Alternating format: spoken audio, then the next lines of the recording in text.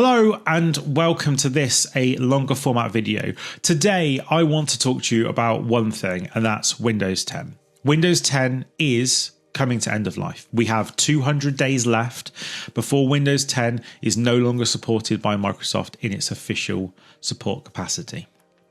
This has been inevitable. It's a 10-year-old operating system that has been adopted by many and was the replacement for Windows 7, the most popular operating system that's probably ever existed, and was kind of forced on people. People really didn't want to update to Windows 10, but kind of had to. It was inevitable. And Windows 11, to a degree, is inevitable for most organizations. What I want to look at today is why we need to take this end date seriously, which is the 14th of October 2025, what an organization should be doing, and the options that are available to you. The first thing to say is that staying on Windows 10 without doing anything isn't an option. Well, it is if you want to be unsecure and risk a number of cyber actors or bad actors coming after you because they know that you're vulnerable. There will be no mainstream support, updates, security patches for Windows 10 after the 14th of October. Microsoft will offer you the ability to purchase ESU, which is their extended support updates offering, like they have done for Windows Server in the past and for SQL Server. This tends to be done in the form of a yearly subscription, which incrementally gets expensive over the 3 years that they will offer this. So it will start at a price and then will increase, normally doubling for year 2 and then doubling again for year 3. It's an incentive for you to come off it, and it will be a per device cost. Currently, there's no published pricing for this. We expect, however, it's going to be somewhere in the region of kind of $30 to $50 per device per year. There will obviously be offers depending on whether you're buying it for a whole campus or things, but ultimately it's quite an expensive choice to do nothing. All you're doing is buying yourself time. Microsoft will only offer critical updates during that time. It's not going to be feature updates or changes. So this means that software vendors or developers no longer have to support Windows 10 and will probably not patch Windows 10 into their development cycle moving forward. Meaning that while you might be able to buy ESU to keep your system safe, your applications might get vulnerabilities or your applications might just break because Microsoft aren't guaranteeing that anyone's going to do anything with it. We saw this with Windows 7.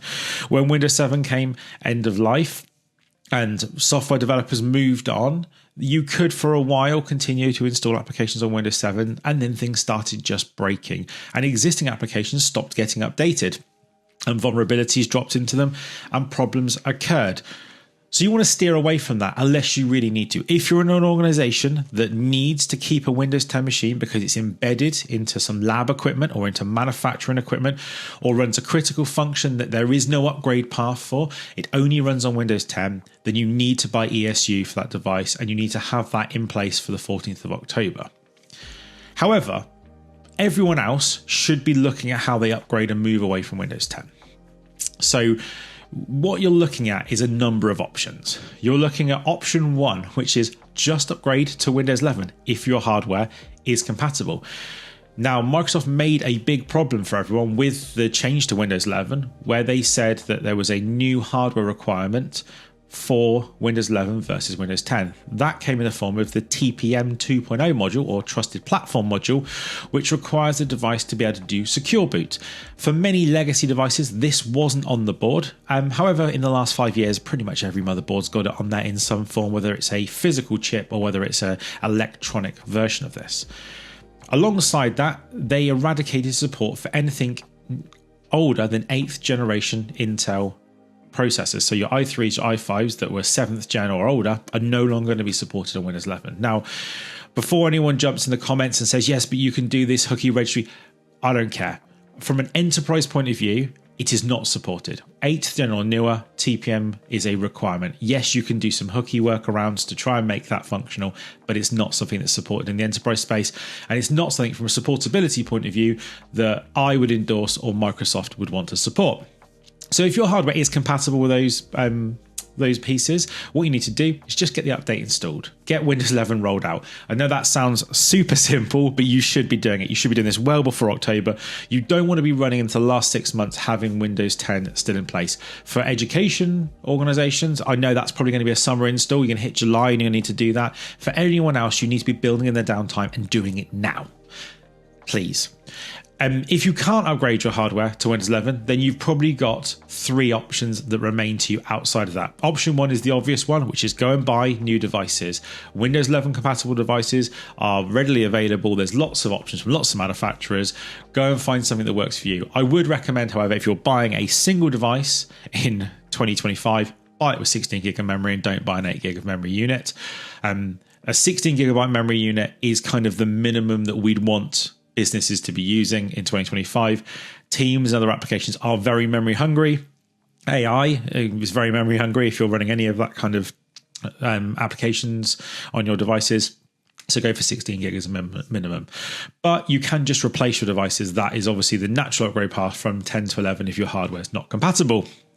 If you can't do that, you then have 2 options remaining. You have Windows 365, which is the software as a service based Microsoft 365 add-on that allows you to run desktops managed inside of Microsoft 365 that are dedicated to a user, which have given resources. Now, the way that you would approach this if you are currently a Windows 10 environment is you would either go down the route of very cheap Chrome OS devices, Android tablets, iPads, or bring your own device, and you would remove your Windows 10 estate and you would let people access your business resources via Windows 365. They do have minimal configuration and compliance availabilities, so you can't do a lot of customization, but you can get up and running.